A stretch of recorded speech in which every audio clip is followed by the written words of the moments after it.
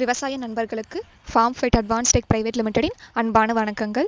இந்த வீடியோவில் நாம் பார்க்க போகிற டாபிக் என்ன அப்படின்னா பிளான்ட் growth ரெகுலேட்டர்ஸ், அதாவது தாவர வளர்ச்சி ஊக்கிகள் அல்லது தாவர வளர்ச்சி ஒழுங்குபடுத்திகள்னு சொல்லலாம்.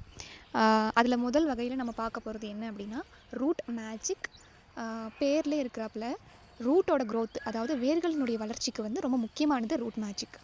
இதில் மொத்தம் 5 வகையான ஊட்டச்சத்துக்களை நாங்கள் கொடுத்துருக்கோம். அதில் ஹியூமிக் ஆசிட் 18% இருக்குது, ஃபல்விக் ஆசிட் 10% இருக்குது, சீவீட் எக்ஸ்ட்ராக்ட் வந்து 5% இருக்குது, அமினோ ஆசிட்ஸ் 4% இருக்குது, ஆக்சின் வந்து 2% இருக்குது.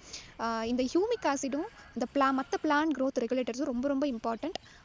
எதுக்கு அப்படின்னு பார்த்தோம்னா வேர்களினுடைய வளர்ச்சிக்கும், வேர்கள் நல்ல ஆரோக்கியமாக வந்து மண்ணில் இருக்கக்கூடிய ஊட்டச்சத்துக்களை தன்னுள் வந்து எடுத்துக்கிறதுக்கும் ரொம்ப முக்கியமானது இந்த ஹியூமிக் ஆசிடும் பிளான்ட் growth ரெகுலேட்டர்ஸும். அதில் ஆக்சின் ரொம்ப ரொம்ப முக்கியம், அதில் நாங்கள் 2% கொடுத்துருக்கோம்.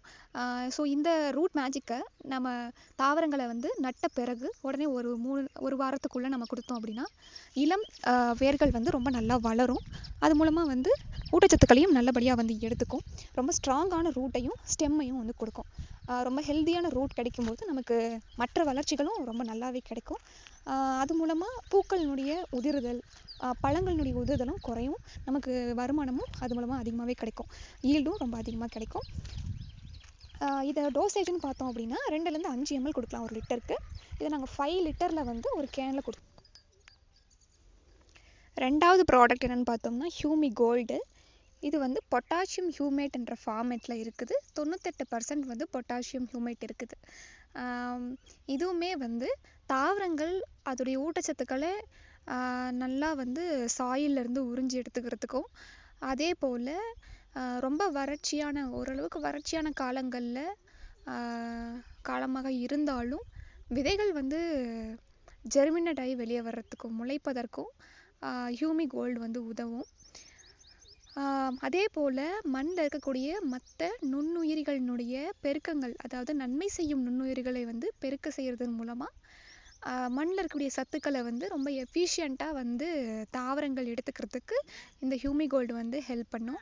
இது டோசேஜ்னு பார்த்தோம்னா 2 கிராம் வந்து ஒரு லிட்டருக்கு நம்ம கலந்து ஸ்ப்ரே பண்ணலாம்.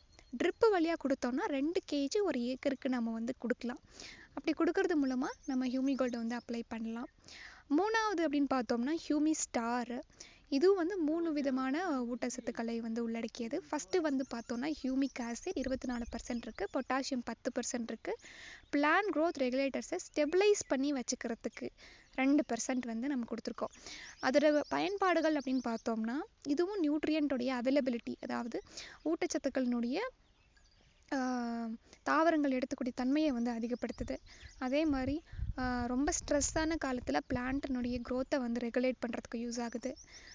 அதே மாதிரி தாவரங்களுடைய வளர்ச்சியை வந்து ஸ்டிமுலேட் பண்ணி இன்னும் நல்லா வந்து வளர வைக்கும்.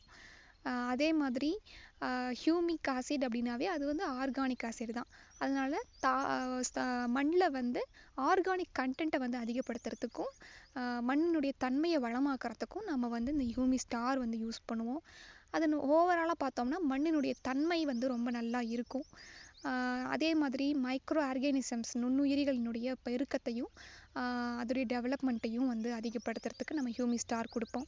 இதை நம்ம ஸ்ப்ரே பண்ணுறோம் அப்படின்னா ஒரு லிட்டருக்கு 2 mlன்னு நம்ம ஸ்ப்ரே பண்ணலாம். ட்ரிப் வழியாக கொடுத்தோம்னா இதை 1 லிட்டர் வந்து ஒரு ஏக்கருக்கு நம்ம வந்து கொடுக்கலாம்.